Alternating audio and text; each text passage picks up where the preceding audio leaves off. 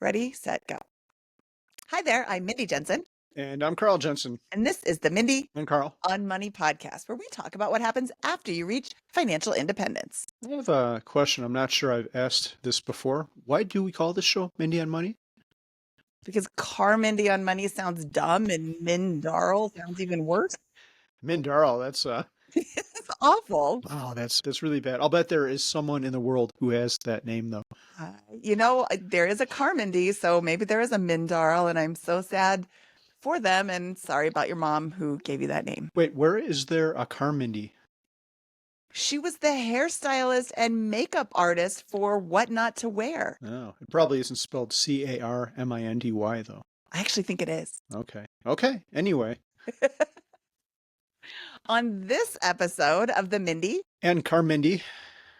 Oh, Carmoney? Carmoney. I'm going to change my name to that. that's actually a good one. Yeah. Maybe we'll change the show to Car Money. Yeah. Yeah. If we have to. Okay. On this episode of Mindy And Carl. on Money podcast, Carl and I discuss why retirement is probably going to be cheaper than you think. But before we get started, let's take a quick break. Today's episode is sponsored by Projection Lab. Projection Lab is this really cool software that I just heard about. And don't take my word for it. The mad scientist said Projection Lab is the most beautiful financial planning tool I have ever seen, and it was created specifically for people pursuing FIRE. So it's also the most useful planning tool I found for FI. I just started playing with this, and I'm done with FI, so I might not need it as much as some of y'all, but this tool looks super cool, and I think it's going to help a lot of people out. I've heard it's getting a lot of buzz. I mean, the mad scientist is a computer programmer and a financial whiz. So with his stamp of approval, I would not hesitate to jump in and try it out. Yep, totally. So what are we going to talk about today besides the bull? Well, we're definitely going to talk about the bull because our listeners have shared with us several different names for our favorite little broken statue. We're going to do two parts here. We really believe that you're going to spend less money in retirement. The idea for this episode came from a listener who sent us a question about this very thing. He's interested in how he should think about some of these expenses in retirement. And that listener had one of the names for the bull. And I quite like this one. I'm not sure I'm going to settle on it yet, but this listener, who I'm going to call Rocky, I don't know if he wants to be known or anonymous, but I'll call him Rocky. So Rocky's a super great guy. He knows I'm a big fan of Charlie Munger, and he suggested we name the bull Charlie the Bull. So I'm not sure if the bull likes it or not. The bull said he's got to think about it some more, so we will get back to you on that. This episode is going to have two parts. In the first part, we're going to talk about Rocky's question, and then in part two, Mindy and I brainstormed a little bit about costs in retirement and why we think your retirement is most likely going to be cheaper than whatever your life looks like pre-retirement. Okay. So let's get into Rocky's question. Would you like to read it, Carmindy? Or no, you're Min Carl. No, I'll be Carmindy before I'll be Mindarl. It's a terrible name. Okay. When calculating monthly expenses for retirement, should I consider taxes as an expense? My household expenses per month are about $8,000, and it does not include taxes. We pay around $48,000 to $50,000 in taxes per year. So that's $4,000 a month. While I understand we wouldn't be in the 22 to 24% tax bracket in our retirement, what should we consider as normal for considering taxes as expenses? And then he goes into some of his net worth breakdown. I have a comment before you get started. Cool. First of all, if you're paying $48,000 to $50,000 a year in taxes, you're probably bringing in an amazing income. That's going to stop when you retire. So how much are you generating or proposing to generate or speculating to generate in retirement? And what can you do to offset that? I just spoke with Eric Cooper, who we had on a few weeks ago, a few months ago. He pays essentially nothing in taxes in retirement. He's been retired for 3 years. He has real estate as his main form of income. And on top of that, he has 72T income, where he is withdrawing money from his 401k, not paying any penalties because he is doing it through the 72T program, which means you don't have to pay penalties. You just have to pay taxes.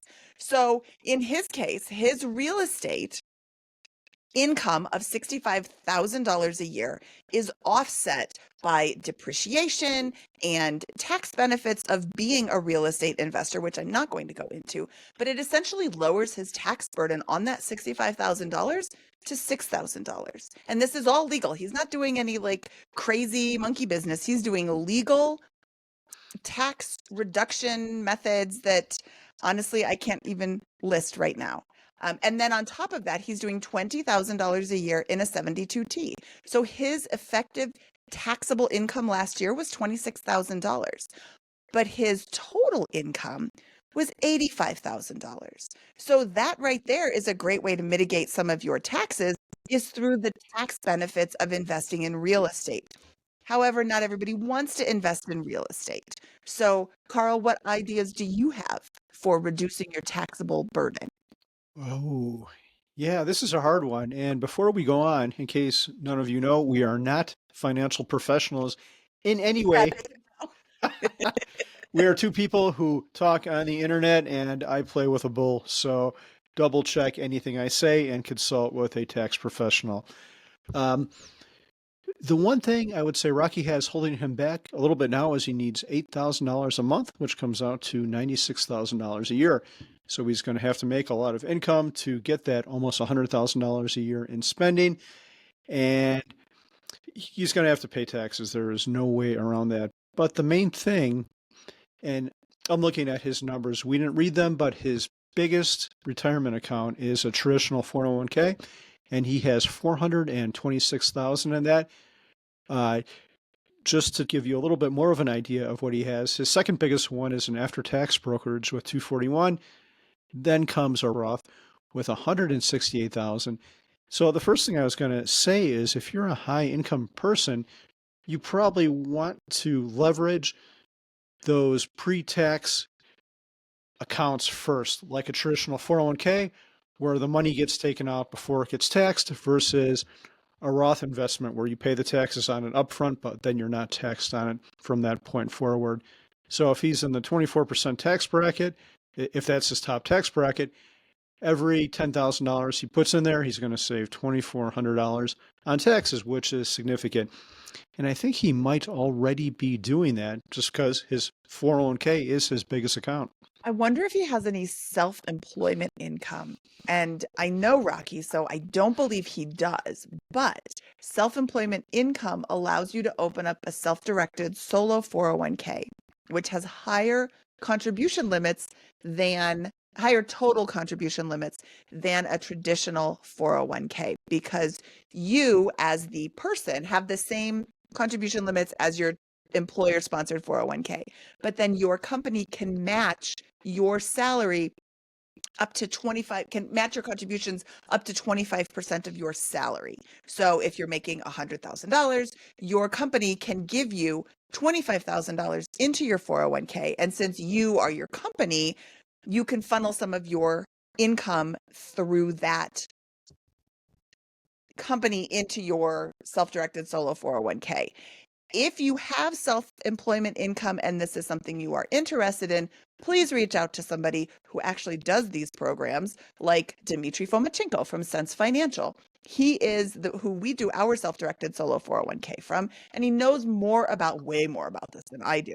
But I know that there's an opportunity to put more money aside for the future and shield that from the taxes.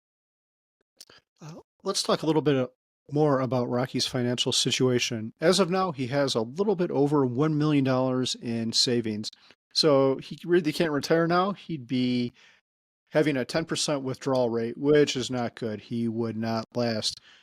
But the other thing about Rocky is he is in the most expensive part of his life because he has two kids. I did not put their ages on here, but they are younger. They're 4 and 11. So he might have to have more cars, a bigger place to live, and he is also saving for college. So now is the most expensive part of his life. So even though he spends $8,000 a month now, I don't think he'll be spending that in 15 years when his children are out of the house, and hopefully their college is all paid for at that point by the accounts he has set up.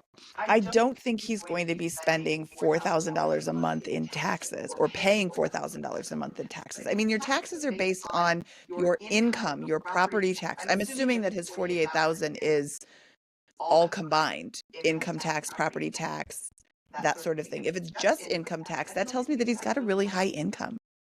So again, that's a benefit, but we in retirement you won't have that high income, so your tax burden will be significantly less. Yes, Rocky is a smart person, and so is his wife. So I believe they probably do have really high income, which is great. But yeah, once retirement comes, once his kids are out, his expenses are going to be much lower. And the beautiful thing about the US tax code is it really favors a retiree, right? Because you pay all the taxes on bigger money. Like right now, the standard deduction for a married couple is $24,000. So your first $24,000, you are going to pay zero taxes on, which is great. And then it starts off small and expands from there. The more money you make, the higher tax brackets you get into, and the more money you're going to pay. The other really great thing about our tax code, and I'm speaking to his after-tax brokerage, which again he has 241,000 in there, is long-term capital gains don't start until around $90,000 in capital gains for a married couple. Uh, so you could potentially sell a lot of stock and still have enough money to live on with paying almost no taxes, which is a beautiful, beautiful thing. One thing I would recommend is speaking to a tax planner, especially if you do have a large tax burden and no idea what you can do to mitigate your taxes. I was working with a real estate client who had obscenely high taxes, and it's just she didn't have anything that would reduce her taxes. She didn't have a 401k. All she could do was contribute to an IRA, which has a lower uh, contribution limit than a 401k does. She was a contractor. She made a lot of money. She didn't own her own property. She rented. And all of these different factors had her paying a lot of taxes. I am not a qualified tax professional. I'm not even an unqualified tax professional. I'm just me. But there are ways to reduce your taxable income, and there are tax professionals who specialize in this. I have several friends who are tax professionals, and the amount they charge versus the amount they save you is so vast that it is definitely worth your while to have a conversation with somebody who knows tax preparation, tax planning, and can help you make a plan for the future. Yeah, our friend Jeremy Schneider has a new startup called HelloNectarine.com, and a lot of CFPs work on an annual basis where you pay them a fee. It might be 5 to 7,000 a year, and then they do all your tax planning, and you can have calls with them throughout the year. But there's this Hello Nectarine company, which Jeremy started. I really like because you hire CFPs on an hourly basis. So there is no long-term relationship. But what Rocky could do is go on HelloNectarine.com, use one of the filters there to find someone who specializes in this type of thing. And you could find people who specialize in annuities, Roths, just about anything. So he could find someone who specializes in what he's looking for, this retirement tax planning, and schedule an hour-long session with him. And I think it might be it's a little over $100 an hour, I think. So it's not going to kill you, but that $100 or 150, whatever it is, could save you thousands, as you alluded to, over the long term. Yeah, that is definitely worth a conversation, especially because it's only 150 or 250,000, 150 or $250 for the hour-long session. One thing that I note in his accounts is that he's got two different Roth accounts, an after-tax Roth, which I am assuming is some sort of Roth 401k, and a Roth IRA. I'd like to see him increase those if possible. The issue is you're paying taxes now at this current income. And then you put the money in, it grows tax free, you pull it out, and you pay no taxes. That's a great option, but he's not reducing his taxable income right now. I don't know that he has much of an option to reduce his taxable income. The traditional 401k will reduce your taxable income. I don't know that contributing to a Roth 401k right now is the best choice. What is your opinion? Yeah, if he has high income, I would probably not do the Roth at all at this point, or only do it after you've maxed out your 401k, get all those tax benefits, and then put any money that's left over into a Roth as long as you don't hit the limits. Yeah, one thing I note is that he does have an HSA plan. This is currently the lowest balance uh, account that he has at $27,000, but that is also triple tax leverage. No taxes going in, no tax growth, and tax free when you pull it out for qualified medical bills. So if you can afford to cash flow your medical bills, you can save up these receipts and cash them in after you, excuse me, cash them in after you retire. Cool. But the really good news for Rocky, let's get into part two now, is I think for most people, and there's a lot of data and studies and blogs to back this up, retirement is usually cheaper than your pre-retirement life. So let's talk about that. Well, let's talk about us a little bit. Do you think our retirement life is going to be cheaper or more expensive or the same as what we do now? Oh my goodness, so much cheaper because all we do is spend money on these dumb houses. Wait, how do the houses relate to retirement versus We're not no, going to be spending so much money on these houses, like fixing them up fixing or them up. oh, but that's an investment. We'll get that money when we sell it. Like Yeah, we didn't sell it yet. I think it will be cheaper because we won't have to live in this house. We're sitting in a house that has 4 bedrooms and 4 bathrooms. If it's the two of us, we don't need 2 toilets per person. That would be a little bit extravagant. Speak for yourself. Wow. Do you want three and I just have one? I've got the bidet in mind. That's all I care about. I just want that. You can have the other three if I can have the bidet. How many? Hey, It has been 0 episodes since we talked about a bidet. Bull is a big fan of the bidet too. I like how you picked him up and showed his naughty bits. I'll block those out for YouTube viewers. Yeah, okay, thanks. Uh, But I mean, you make a great point. Where you live is no longer dictated by your job, your kid's school. It can be anywhere. You don't have to own a house. You can rent. I know people who don't own anything and just travel around. Amy and Tim from Go With Less used to own nothing and they would just do house sits or stay in an Airbnb when their house sits didn't like line up perfectly back to back to back. Um, but when the majority of your time is spent watching somebody else's cat and then, oh, I need 3 nights in an Airbnb. I mean, I think that there were some years that they didn't spend hardly any money on lodging because they were watching somebody else's pets and staying in their home for free. So if travel is your jam, that could be a really great option. You don't have commuting costs, not nearly as much. You're not sitting through traffic, which wastes gas. Um, you're not putting all those miles on your car. The stop and go really messes up your brakes and other car parts. wow. Way to be specific. Clearly, I'm an expert in automotive, but I know that stop and go traffic is really a lot of wear and tear on your vehicle, as opposed to just like getting on the expressway and going. Yeah. I want to back up and talk about those people who you said who do not have a house at all. I can think of two people like that in our lives who we've seen recently who do that same thing. All they have is a car and like their suitcase. We should think of a new name for them, like maybe Nomads. freeloaders, like freeloader, filoader. Oh, yeah, you go ahead and tell them that. It sounds a little bit derogatory, but those people have it made. Like they could go up to someone and be like, "Oh, I'm homeless," and the other person would be like, "Oh, wow, I'm so sorry," and they'd be like, "No, no, this is great. Like I'm rich as a result of it." The term is unhoused, Unhoused, okay. and I don't think any of them are saying that.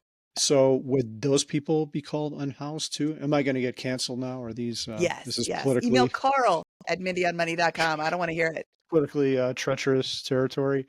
So we have some unhoused 5 friends, but they choose that, and then they rely on our basement and other people's basements and couches for Which and is fine. housesitting.com or whatever that site is. So yeah, it's a interesting Trusted strategy. home sitters or trusted house sitters. I don't know. Trusted home Look it up. sitters.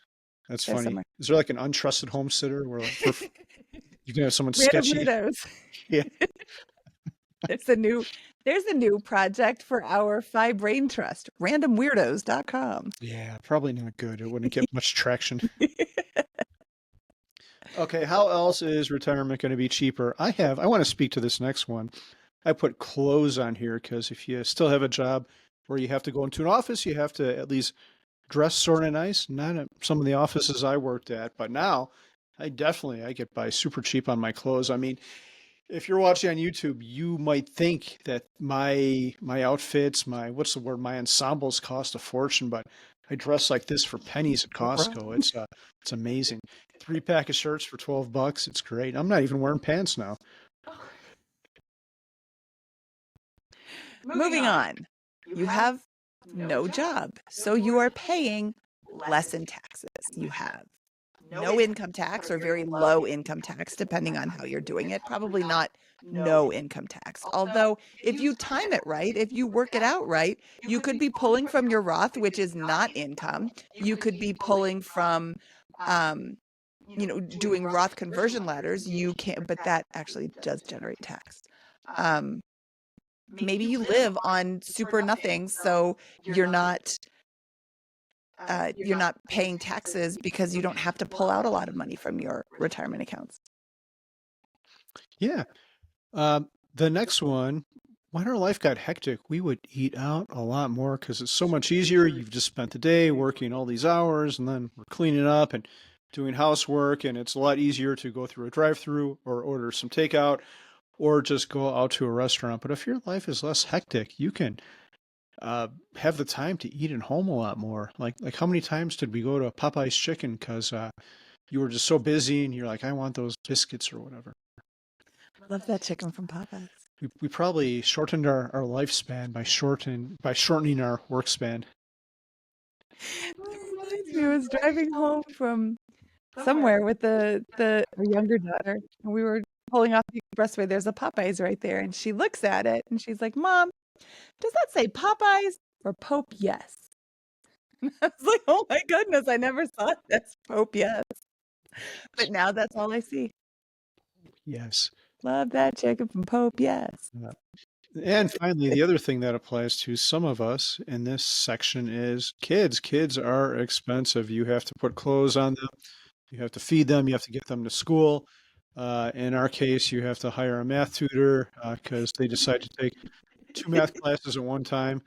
Um, so yeah, you're going to save a lot of money once the baby birds have flown the nest, and hopefully you don't have boomerang kids that come back. My suggestion is to, once they move out, move to a house that does not have any extra bedroom and tell them, put a tough shed in the back, and if they come back, they can sleep in there, and a Home Depot bucket in there for bathroom needs, and it'll probably inspire them to not come back to your house. Follow Carl for more parenting tips. I should have a new website or YouTube channel. Carl is a baddad.com. Probably. Okay, how about health? I'm going to go for this first one because this is near and dear to my heart. Um, when I was at my job, I was looking at a picture of myself and I wasn't in the best shape of my life. As a matter of fact, it was probably the worst shape of my life. The first thing I did once I stopped working is made time to take care of myself, got a membership at the gym and started working out. So and then there's the other part, which is I don't have all the stress from the job. Like stress can kill you over the long term. So I do think that my future healthcare expenses will be much less because I can take much, much better care of myself because I've got the time to properly keep up my body. I'm going to push back on this one and say your current healthcare expenses, now that you're retired, are going to be lower, but we don't know what's going to happen in the future with regards to your health. As you get older, you typically see more physicians. Your blood pressure goes up, your heart starts to develop issues. And I mean, how many adults do we know that aren't on handfuls of meds every day? So I will say that taking care of yourself now can, but not guaranteed, can help mitigate some of your future costs. I don't know that all of your future medical costs are going to be gone simply because now you can work out. However, I will say that once you turn, what is Medicaid age? Like 65? Medicare, sorry. I always mess that one up. Medicare age is like 65, right? So that's when government-sponsored healthcare comes in, right? Yes. So those expenses are going to be less. And you are taking steps to mitigate your current health issues. But I don't know that I would say that there's less future healthcare expenses just because you're working out now. I think there's less than there would be if I had not been working out, though. If That's a better way to say it. And back to healthcare, your healthcare may be free if you're on the ACA and don't have income and you're an early retiree. You might have free healthcare through Medicaid. Uh, yeah, we choose not to be on there. We're going to always claim income, so we're not on there. That's just our personal choice. Do what you want.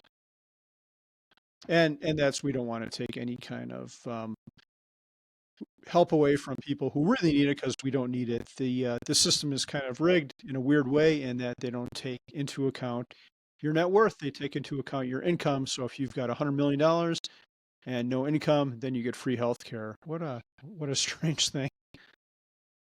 Yeah, that's not my first choice, but Yeah. it is what it is. Okay. You have more time to cook healthy meals and learn to cook healthy meals if that wasn't your jam in the first place. I can't even remember what it was, but it took like 5 hours to make. I don't have that kind of time when I'm working a full-time job, but I have all the time in the world to cook when I don't have anything pulling my attention away. I can choose to cook for 5 hours. Did you turn your gain down, by the way? Or? No. Okay. I turned mine down and now you're coming up less than my mic. Okay. Good. Okay. Another thing you can do when you don't have a job is seek healthcare outside of the United States. Medical tourism. The United States is some of the most expensive healthcare in the world. So being able to go someplace else for specialized care that isn't immediate need is a luxury, but it's something you can do to help reduce your costs. What is a like heart surgery in America is like $1 million, and you go someplace else, it's like 25 cents or something. Those Yeah. aren't actual numbers, but it's almost. Okay, let's talk about leisure a little bit. Once you're retired, if you don't have a job, and especially if you don't have kids, you can travel in the off season. There's no reason to go to Disney World or on a cruise or wherever you want to go, Hawaii over Christmas break or Thanksgiving, where you are going to pay a fortune. Remember, we used to always go in January because that's when we got married. We would go like the third week of January, and it was great because no one else is there. All the kids are back in school, and the high season is over. So it's still expensive, but much less expensive than it would have been had we, because we went that time and not over some crazy holiday high demand period. So the other thing is, if you're retired, I would encourage you to, I don't even like the word travel here. Go to some place for longer than you would if you weren't working. So if you go to some place for a month instead of a week, you can be immersed. You can get an Airbnb for a month. You can negotiate that rate. That's going to be much less than what a hotel would cost per night. You can sit there and do nothing and actually have a relaxing time. And you could just go wherever the cheap flights take you. I know there's flight services that'll alert you when there's a cheap flight somewhere. Why not just do that? Wait till the cheap flight comes up and go see someplace new. And you definitely can't do this kind of stuff pre-retirement because you're not going to tell your job you're taking a month off, or you're going to leave town in 3 days to go to Thailand or whatever because you got a great deal. But you can truly leverage this when you're not working.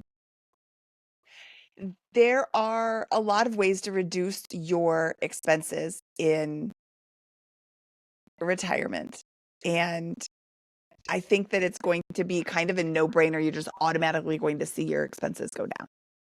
The one thing I am not going to let up on is I don't get this great hair. If you're watching on YouTube, this hair costs a lot of money, and I am not going to sacrifice that. If anything, I might start spending more money on my hair care. Carl's haircut is sponsored by the Wall Shaver. It costs $20 and it lasts 100 years. Yeah, that thing will not die. It's great. Well, don't try to kill it. I'm not going to. It's awesome. I love it. And if you like his haircut, I am also doing haircuts. Whenever you come through Longmont, let me know and I will give you the exact same haircut. You should Probably. you should have a haircut booth at Economy. You could ask Diana, get your free fi haircut. Yeah, I hope everybody likes a buzz cut. Awesome. No, you could do something for the ladies. Like Sinead O'Connor. Frugalwoods had it. Like he cut her hair, and it wasn't he didn't buzz it. He I figured out. am gonna say, and I'm sorry if this comes as a shock to you, Mrs. Frugalwoods loves and trusts her husband more than I do because there's no way I would ever let you cut my hair. Okay, I'll just have to do when you're asleep, I guess.